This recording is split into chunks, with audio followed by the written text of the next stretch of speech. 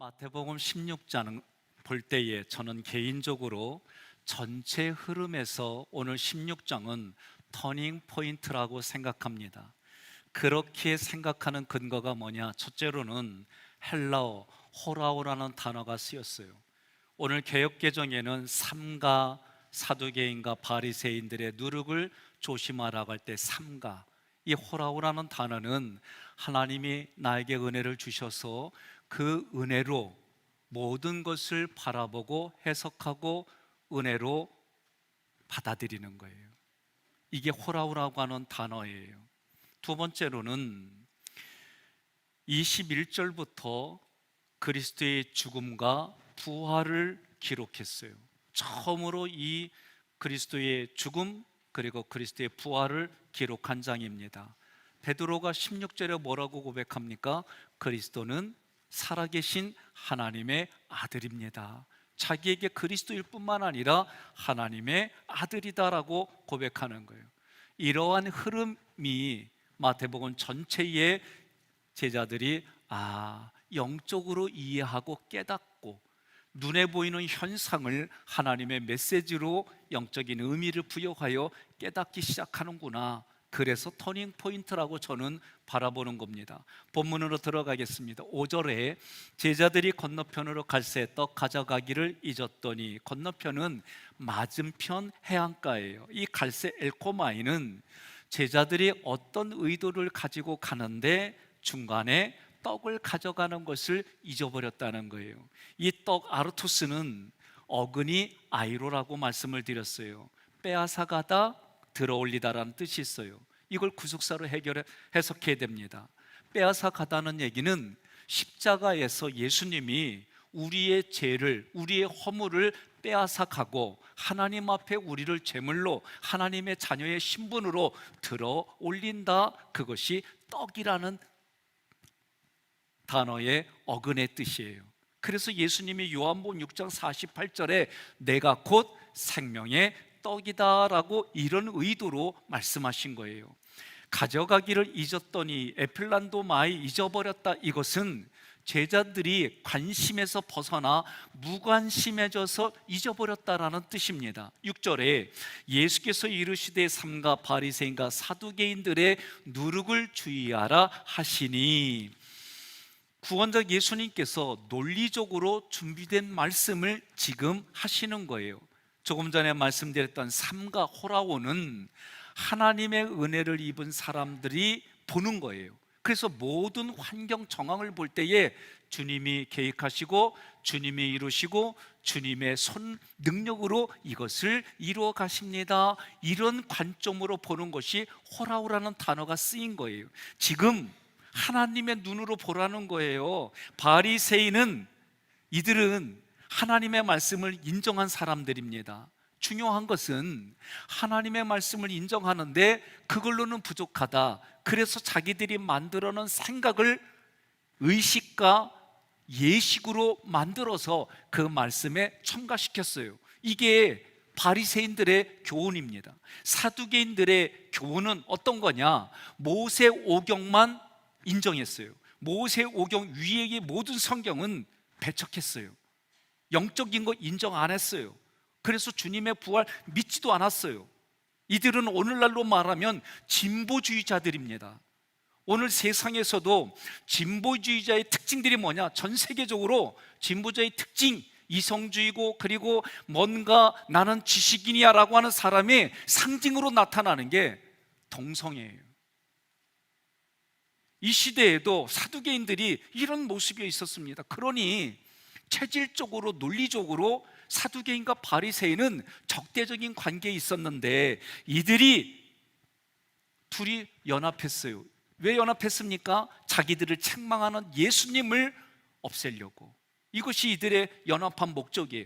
그들의 누룩을 주의하라 그랬어요. 누룩은 여러분 효모예요. 효소.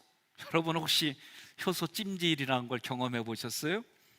거기 보면 톱밥에다가, 나무 톱밥에다가 효소를 넣어서 자연적으로 발화시키는 거예요. 거기 들어가면 건강에 좋다나 뭐 어쨌다나 그래. 어쨌든 효소가 들어간다면 발효될 때에 뭐가 일어나냐면 열이 발생해요. 그래서 이 누룩쥐매라는 단어는 제오라는 단어에서 유래한 거예요. 이 제오는 끓다, 뜨겁다 그런 뜻이에요. 그래서 여기서 이 바리새인과 사두개인들의 누룩이라고 말할 때는 그들의 열심, 그들의 열정, 무엇에 대한 열심과 열정입니까? 자기들이 만들어낸 가치, 자기들이 만들어낸 기준, 이것을 지키라고 가르치는 들의 열심과 열정을 가진 거예요. 그들의 교훈 조심하라는 거예요. 프로세코 지금 적극적으로 전념하라. 무슨 얘기입니까? 예수님이 가르치는 것에는 전념하고 그들이 가르치는 것은 받아들이지 말라, 그런 뜻이에요. 7절에 제자들이 서로 논의하여 이르되, 서로 스스로가 논의합니다. 이 디알로기 조마이, 논의하다는 뜻은 예수님의 말씀 때문에 제자들이 계산하는 거예요. 깊이 생각하는 거예요. 그리고 자기들끼리 회의를 하는 모습이 논의하여, 그들이 이르되 논리적으로 말하는 겁니다. 말하는 내용은 두 번째 구절, 우리가 떡을 가져오지 아니하였다 하거늘. 그들이 떡을 가져오지 않았기 때문에 지금 예수님이 저렇게 말씀하는 거야 라고 서로 수근수근거리는 거예요. 8절에 예수께서 아시고 이르시되, 이 아시고 기노스코는 그들의 상황에 말로 하지 않아도 예수님은 그들의 상황을 인격적으로 다 아셨다는 거예요. 그 예수님이 이르시되 준비된 말씀을 하는 겁니다. 그 내용은 두 번째 구절, 믿음이 작은 자들아 어찌 떡이 없으므로 서로 논의하느냐. 믿음이 작은 자들아, 이 단어 자체가 합성어예요. 소소한 믿음, 다시 말하면 신뢰받지 못하는 믿음을 말하는 거예요. 지금 이 얘기를 할 때는 하나님의 섭리를 깨닫지 못합니다. 그래서 사람의 이성의 수준에 머물러 있는 제자들의 상황을 아시고 그들에게 믿음이 작은 자들아, 그렇게 말하는 거예요. 어찌 무엇 때문에 너희들이 지금 논의하고 있느냐. 이 디알로기조마에는 제자들이 서로 이성의 수준으로 계산하고 깊이 생각하며 말하는 것이, 예수님이 지금 너희들이 가져오기로 한 빵이 없어서 걱정을 하고 서로 회의를 하는데, 그런 너희들을 보니까 믿음이 작은 거다라고 말하는 거예요. 9절의 첫 번째 구절, 너희가 아직도 깨닫지 못하느냐. 이 깨닫다, 노에오란 단어는 지금 인격으로 인지하는 거예요. 지식과 감성과 자기의 결단이 동원돼서 인지하는 거예요. 마음속 깊은 곳까지 분석해서 받아들이는 거예요. 깨닫지 못했다는 거예요. 아직도 빵을 소유하지 못했다는 이유로 너희들이 깨닫지 못하느냐. 너희가 보고 들은 거로 깨달아야 되는데 인간의 눈에 막막해 보이는 대로만 보고 분석하는 너희들에게 예수님이 지금 하나님의 눈으로 바라볼 수 있는 은혜로 깨달아라 라고 얘기를 하는 거예요. 두 번째 구절, 그들이 경험한 걸 기억하게 합니다.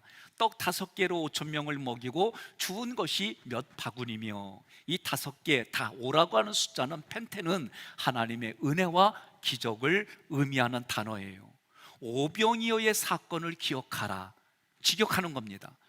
오병이어의 사건을 기억하라는 말은 오병이어를 만들어주신 하나님의 은혜를 기억하라, 이 기적을 계획하고 이루신 하나님의 은혜를 기억하라는 거예요. 여러분 생각해 보세요. 구약의 중요한 단어 중에 하나가 너희를 애굽에서 구원한 여호와 하나님을 기억하라. 나는 너희를 애굽에서 인도한 하나님이니라. 그 하나님을 기억하라는 거예요. 이스라엘 백성은 자신에게 유익이 되면 그때 하나님밖에 없습니다 하는데, 문제가 생기고 어려워지면 원망과 불평을 한다는 얘기는 하나님을 기억하지 않는다는 거예요. 사람의 관계도 마찬가지예요.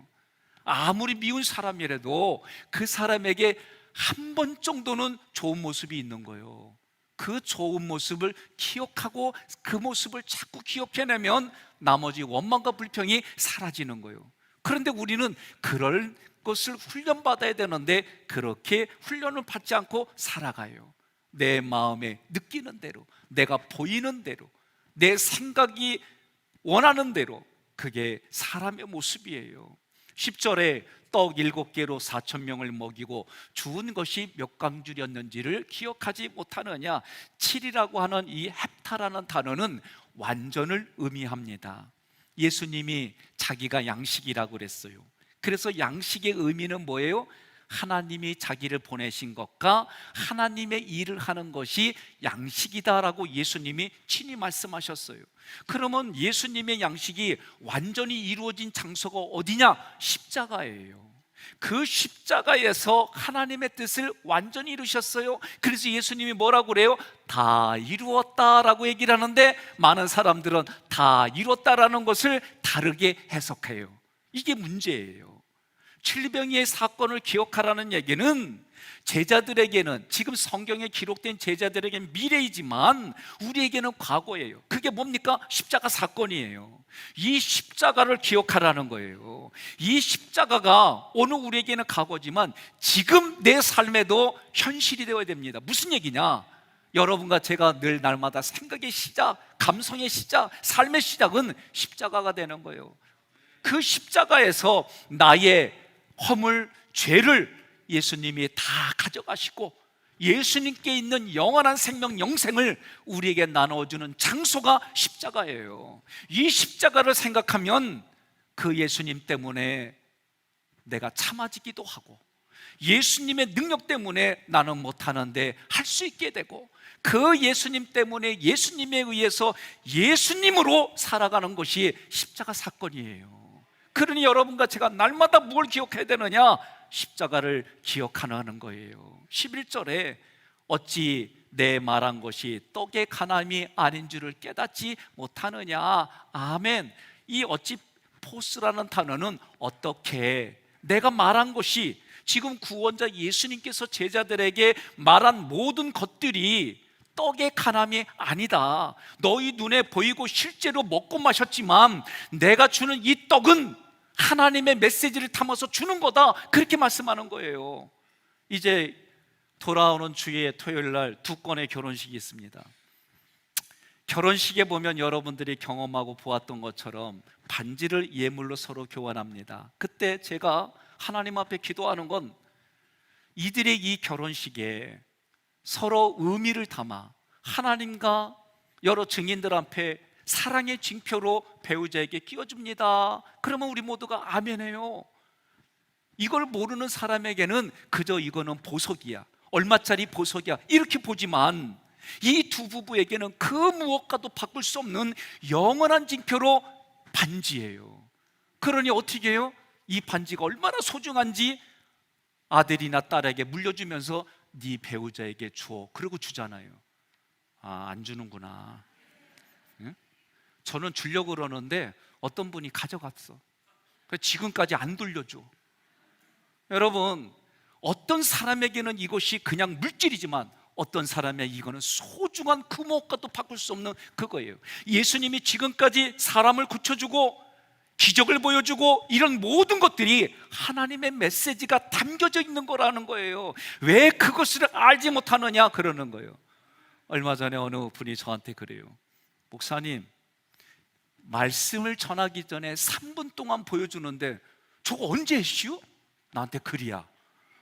아니 3분이, 그거는 지난주 설교를 압축해갖고 정영남 목사님이 그걸 압축해가지고 매주마다 만들었는데 나보고 저 설교 언제 했니? 그래서 제가 말을 못했시오. 어떡하여겠어? 여러분, 두 번째 구절, 오직 바리새인과 사두개인들의 누룩을 주의하라 하시니, 지금 바리새인과 사두개인의 누룩이라고 말할 때는 그들이 만들어내서 자기들이 배우고 하나님의 말씀에 첨가시키고 하나님의 말씀을 빼서 자기 나름대로 이것이 하나님의 말씀이다, 하나님의 교훈이다, 그렇게 만들어내는 것을 얼마나 뜨겁게 열성적으로 가르쳤는지 누룩이라고 표현한 거예요. 그런데 그 누룩은 한마디로 말하면 예수님의 양식을 변질시키는 해악을 주는 것이다 라고 말하는 거예요. 그래서 주의하라 프로세코는 자신의 본분에 주의하라. 지금 제자들의 본분은 예수님의 제자입니다. 예수님의 제자들은 하나님의 말씀이 제자들에게 그대로 전달되는 거예요. 여러분, 마태복음 4장에 마귀가 예수님을 시험합니다. 그 시험하는 의도는 제가 성경을 읽어가며 깨달은 게 뭐냐, 예수님이 죽으러 온 걸 아셨어요. 그러니까 마귀가 뭐라고 그래요? 예수님이 죽는 이유를 말하지 말고 얼른 죽으라는 거예요. 그 핵심은. 그런데 예수님이 어떻게 해요? 산상수훈에서 하나님의 의도대로 말씀을 심령이 가난한 자는 복이 있나니 천국이 저희 것이요 라고 말하는 거예요. 알아듣지 못하는 거예요. 알아듣는 사람들은 그 말씀은 내 영혼이 하나님의 말씀에 갈급해서 그 말씀을 갈급하는 그 상태가 이미 내가 천국을 누리고 있다라고 시작하는 거예요. 그리고 그 마지막은 예수님만 구하고 예수님만 찾고 예수님 생명의 문을 두드려라는 거예요. 예수님을 구하면 얻을 것이고 예수님을 찾으면 발견하게 될 것이고 예수님 생명의 문을 두드리면 영원한 생명이 내 소유가 된다라고 확언해 주시는 거예요. 우리는 그것을 믿고 오늘날 지금에도 살아갈 때에 세상에 비교할 수 없는 비교 불가한 인생을 살아가게 되는 겁니다. 그제서야 12절, 그제서야 제자들이 떡의 누룩이 아니요, 그제서야, 그때의 제자들이 원문에는 없지만 의역을 해놨어요. 떡이 아니다, 눈에 보이는, 우리가 손으로 만지고 눈으로 보고 입으로 맛보아서 육신의 배가 배부른 그런 수준의 말한 떡이 아니었구나, 이걸 깨닫기 시작하는 거예요. 두 번째 구절, 바리새인과 사두개인들의 교훈을 삼가하라고 말씀하신 줄을 깨달으니라. 이들이 교훈이 뭡니까? 하나님의 말씀에 자기의 생각을 첨가한 거예요. 그리고 바리새인들은 하나님의 말씀을 가지고 시간 행동마다 제약을 한 거예요. 그러니 그 제약을 하니까 그걸 100% 지키는 사람이 어디 있어요? 못해요. 바리새인들 자체도 못해요. 그런데도 다 지키는 것처럼 착각하고 다른 사람에게 그런 사람으로 자기를 내세우며 얘기하는 거예요. 나는 옳고 너는 잘못됐다는 거요. 그리고 더 나아가 자녀들에게는 너 잘되라고 하는 거야, 이런 얘기들을 많이들 해요. 그런데 내면을 깊이 들어가면 내 눈에 불편하다는 거요, 내 마음이 당신을 보기에는 불편하다는 거요, 그런 것이 내 마음속 깊은 곳이에요. 정말 교정을 하고 그 사람을 배려하고 살리는 일들은 많지 않은 것을 우리 각자가 알고 있어요. 말씀하신 주를 깨달으느니라, 예수님께서 계획하신 대로 인격으로 이 말씀이 지정의로 제자들에게 와닿기 시작하는 겁니다. 이 깨달으니라 시니에미는 예수님의 의도대로 이해하기 시작했다라는 거예요. 그래서 저는 오늘 이 말씀, 오늘 본문의 말씀이 터닝 포인트와 같다라고 얘기를 하는 거예요. 저에게도 오래전에 이런 깨달음들이 삶에 적용해서 열매를 맺기까지는 대부분 십수년이 걸렸어요. 왜? 내가 십수년 이상으로 그렇게 알고 배우고 듣고 보고 그것이 삶의 가치인 줄 알고 살아왔기 때문에 그래요. 몇 주 전에 제가 둘째를 이제 훈련소에 이렇게 보냈어요. 근데 이 훈련소에 보내기까지 십수년을 전략과 전술을 짰어요. 그렇게 된 터닝 포인트가 저에게 있습니다. 처제하고 둘째가 같이 여행을 하게 된 적이 있어요. 그리고 돌아오는 날 나는 아들을 기다리고 있는데 처제가 저에게 전화를 했어요. 형부, 조심스럽게 말씀을 드리는 거예요. 그려, 얘기해봐.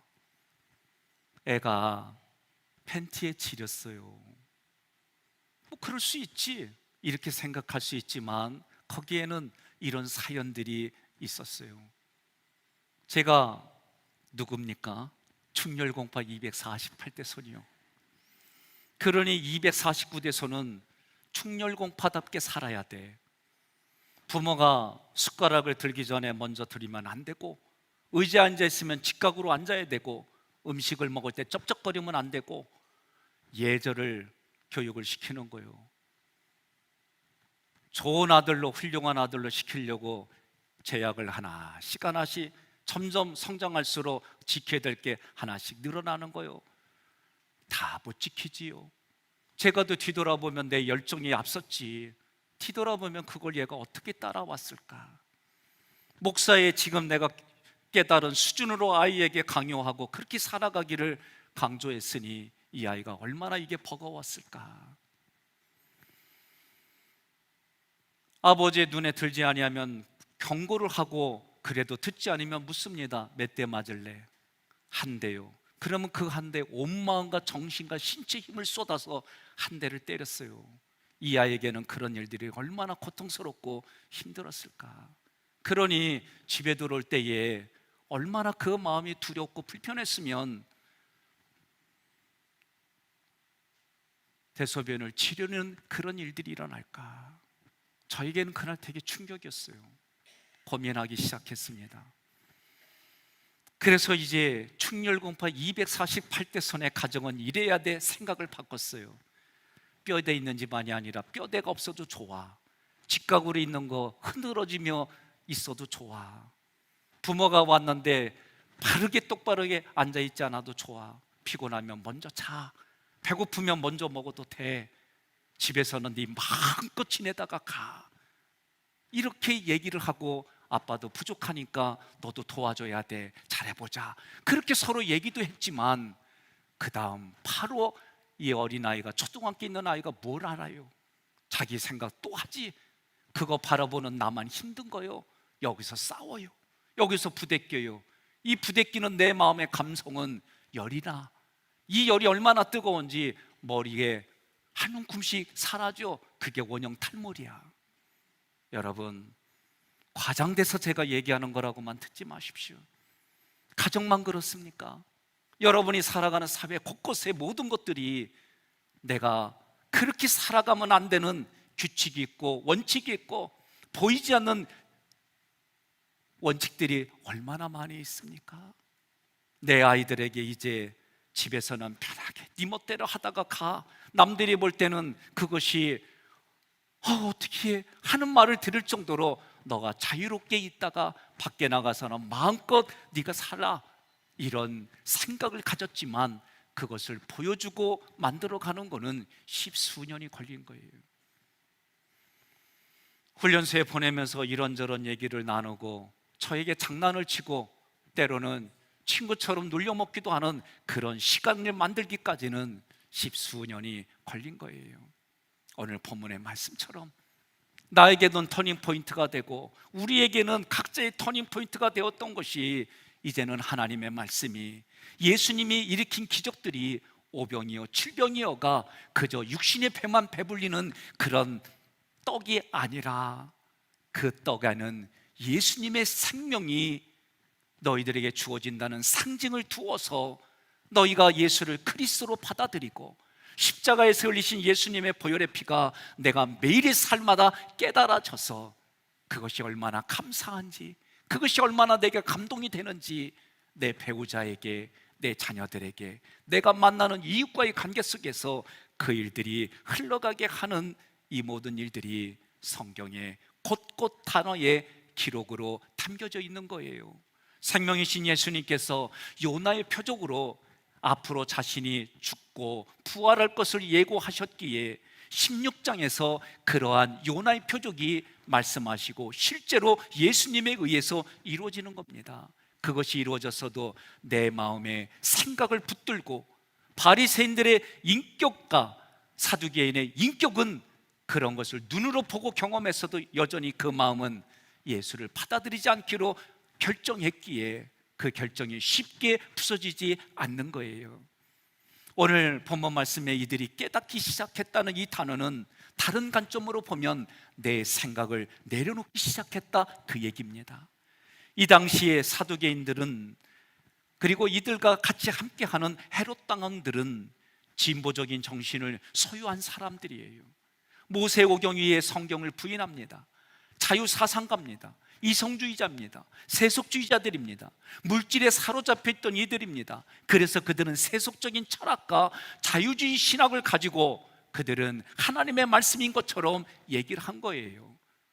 바리새인들은 자기들이 만드는 규칙이 하나님의 말씀보다도 우선시되어지는 우를 범하면서도 그것에 뜨거운 열정과 자기들의 모든 것을 바쳐서 진행했던 거예요.